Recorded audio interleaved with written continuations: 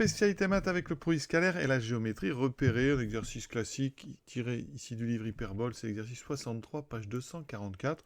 On est sur l'intersection de deux hauteurs, tout un classique, on va dire à savoir-faire, parce qu'on va utiliser donc les vecteurs normaux, la caractérisation des équations cartésiennes avec ces vecteurs normaux, petit système, voilà. Et rappel sur l'orthocentre. Donc on démarre, on est dans un repère bien sûr orthonormé, ou orthonormal, et on donne les coordonnées de 3 points A, B, Do et C. Voilà, on a une petite figure ici. Et première question, c'est vraiment du cours, déterminer une équation cartésienne de droite, ou démontrer plutôt qu'une équation est la bonne. Alors là, il y a deux options pour cette question, pour cette première question. Et deux options parce que la question 2, elle demande aussi une équation cartésienne, mais vous voyez que dans la question 2, on ne vous la donne pas. Donc quand on vous donne l'équation cartésienne comme ça, on va plutôt que déterminer l'équation, on va vérifier qu'elle est bonne, en fait. C'est ça l'idée, c'est vérifier que cette équation est correcte. Et ça évitera comme ça de faire la question 1 et la question 2, de faire la même chose. En fait, ce sont deux questions qu'on va aborder de deux méthodes différentes. La figure va nous aider un petit peu à savoir ce qu'on va faire. Alors à droite, D1, c'est donc la hauteur issue de A dans le triangle ABC. Donc je vais représenter le triangle. Issue de A, ça veut dire que cette hauteur, c'est celle qui passe par le point A. Et vous allez donc devoir tracer à droite qui passe par là et qui va être donc perpendiculaire au côté opposé. Donc une direction orthogonale. C'est-à-dire qu'ici, il y a un angle droit. Donc, pour la première méthode, c'est-à-dire quand on vous donne une équation à vérifier, il y a deux choses à vérifier. D'abord, le point A doit appartenir à cette droite.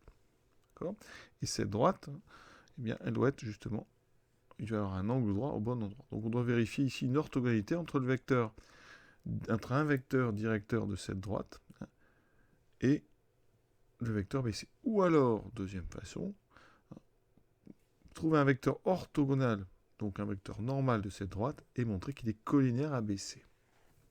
Première chose, donc vérifions que A, de coordonnées 2, moins 1, appartient à D1. Donc ça veut dire qu'il faut que je regarde si en remplaçant x et y par les coordonnées de A, est-ce que ça donne bien 0?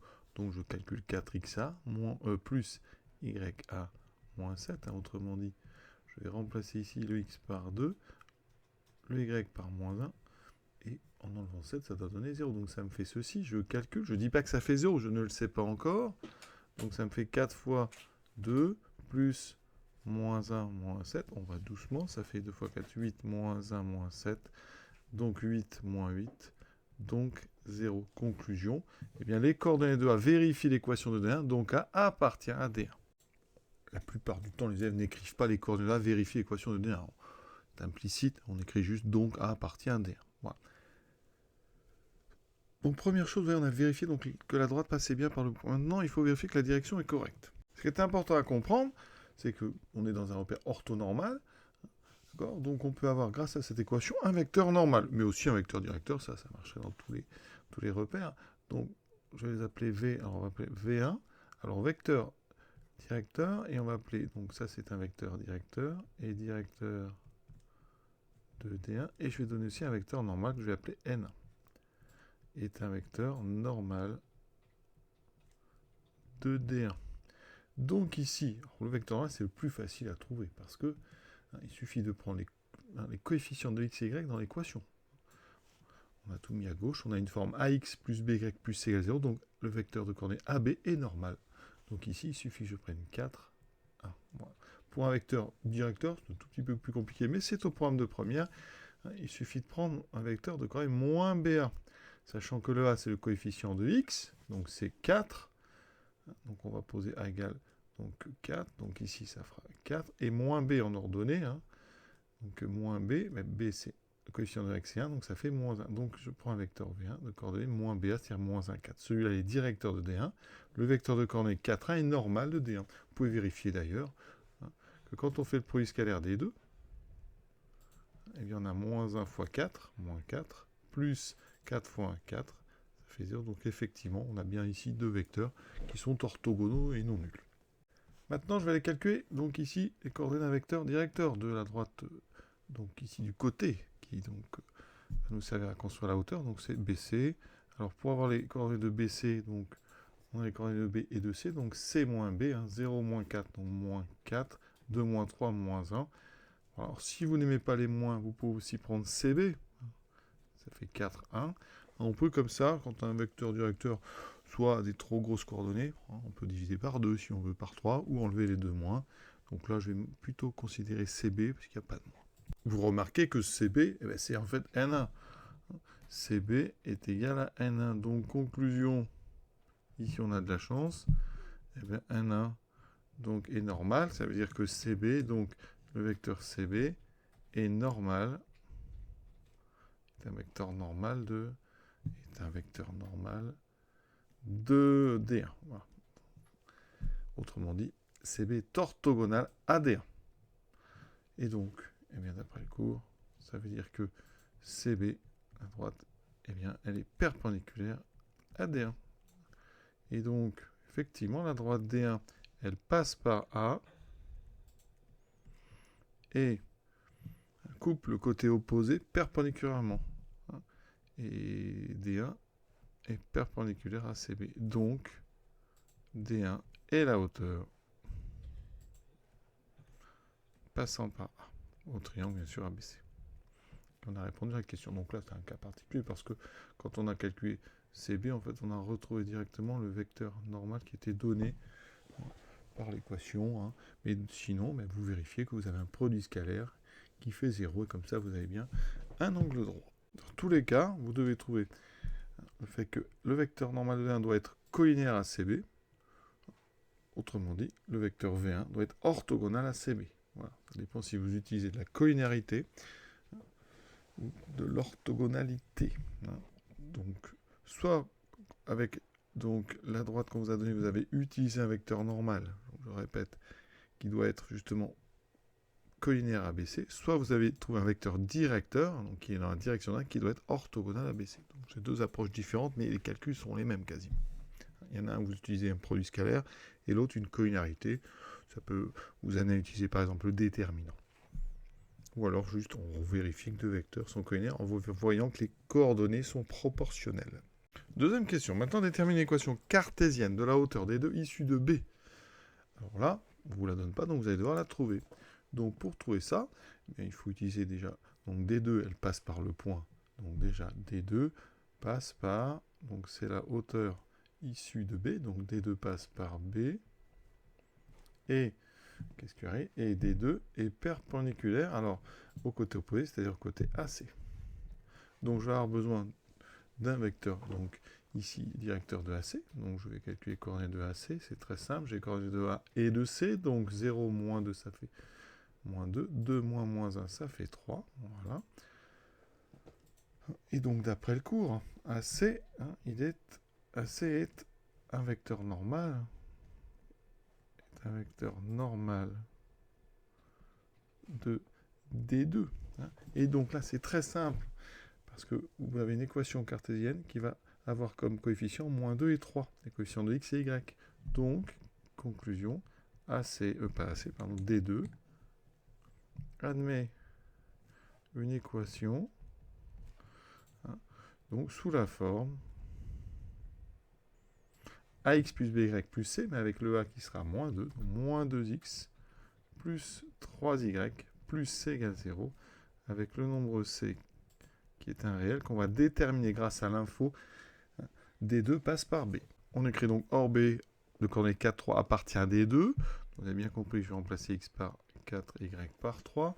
Donc moins 2 fois 4, ça fait moins 8, plus 3 fois 3, 9, plus c est égal à 0. Et donc je trouve, ici ça fait 1, donc c égale moins 1. Conclusion, D1, D2 a pour équation, donc moins 2x plus 3y moins 1 égale 0. Pour ceux qui n'aiment pas trop les moins, il y en a deux. On peut aussi transformer en multipliant tout par moins 1 et en donnant 2x moins 3y plus 1 égale 0. Maintenant, on veut déterminer les coordonnées du point d'intersection de ces deux hauteurs. Donc, on a une équation de chacune, donc on va résoudre un système. Alors, on va faire par substitution. Donc, on cherche d'abord à isoler une des inconnues. Donc, le y dans la première ligne, c'est parfait. Ça fait y égale donc moins 4x plus 7. Et on va substituer y par moins 4x plus 7 dans la deuxième. Ça me donne 2x moins 3 fois moins 4x plus 7 plus 1 égale 0. Oui, c'est très simple, il faut aller doucement. On garde la première équation on en aura besoin pour trouver y quand on aura trouvé x. On développe donc 2x, moins 3 ça fait, moins 4 ça fait plus 12, moins 21 plus 1 égale 0. Donc ça veut dire que, pour l'instant, donc on ne touche pas à la première. Ça fait 14x moins 20, donc 14x égale 20. On a trouvé x, donc on peut commencer à calculer. Alors ça fait 20 sur 14, donc 10 sur 7. Et y égale, donc moins 4 fois 10 sur 7 plus 7. On va devoir tout mettre sur 7. Donc x égale 10 sur 7. Alors sur le dessin, c'est pas mal ça, on est pas mal, on est à 1,3 à peu près. Ici, donc on va tout mettre sur 7. Donc on aura 49 moins 40, donc y égale, donc 49 moins 40, 9 sur 7, donc c'est juste avant 1. Effectivement, alors là j'ai une petite erreur, donc attendez. Donc cette fois c'est 49, donc 9 septièmes, non pardon, je dis juste après 1, donc ça fait 1,3, oui c'est bien, on est pas mal aussi. Conclusion, mais on a trouvé quand même de vache, 9, alors attention, on met d'abord x, 10 septièmes et 9 septièmes. Pour être précis, 1 septième, alors 7 fois 14 ça fait 98, donc 1 septième c'est à peu près 0,14. Donc si vous en prenez 9, on doit faire 9 fois 14, donc 90 et 36. Donc on est sur à peu près du 1,26, peut-être un peu plus, hein, puisque j'ai arrondi, parce qu'ici, hein, c'est pas 0,14, c'est 0,142, je crois, après. Donc là, on est plutôt du 1,3, on va dire, grosso modo. 1,3. Et 10, ça fait à peu près 1,4. Voilà. Et c'est bien ce qu'on a ici sur notre figure, hein, ça correspond. Voilà pour cette question 3, donc 17e, 9 septième. Alors vérifions que CH est la troisième hauteur du triangle. Alors, on sait que H est l'intersection de deux hauteurs, donc c'est l'intersection des trois, c'est ce qu'on appelle l'orthocentre. Alors ce qu'on peut dire, H est l'intersection de deux hauteurs, hein, D1 et D2, on a vérifié que c'était des hauteurs, donc H c'est l'orthocentre de ABC, donc CH c'est la troisième hauteur. Voilà. Alors ce qu'on peut faire aussi, c'est regarder quelque chose, donc CH ça passe par un sommet, ça passe par... Donc, alors on va vérifier juste HC, alors on a les coordonnées, c'est un petit peu plus long, donc 17e moins l'abscisse de C, donc moins 0, donc 17e, et ensuite 9 septième moins 2, ça fait 9 septième moins 14 septième, ça fait donc moins 5 septième. Ça c'est donc CH, et je vais aller vérifier que c'est bien orthogonal au côté opposé, c'est-à-dire à BA, ou à AB. Donc je regarde les coordonnées de AB, donc 4 moins 2, 2, 3 moins 1, 4, effectivement. On va vérifier le produit scalaire. Le produit scalaire ici, il vaut combien? Donc 20 septième, moins 4 fois 5, 20 septième, et on trouve bien égal à 0. Donc effectivement, CH est bien perpendiculaire à AB et passe par C. Donc c'est bien une hauteur. Voilà, c'est une autre façon de vérifier les choses, hein, mais voilà, deux façons, soit vous utilisez l'orthocentre, soit vous vérifiez une orthogonalité, et ça passe bien par le troisième sommet. Voilà, à très bientôt.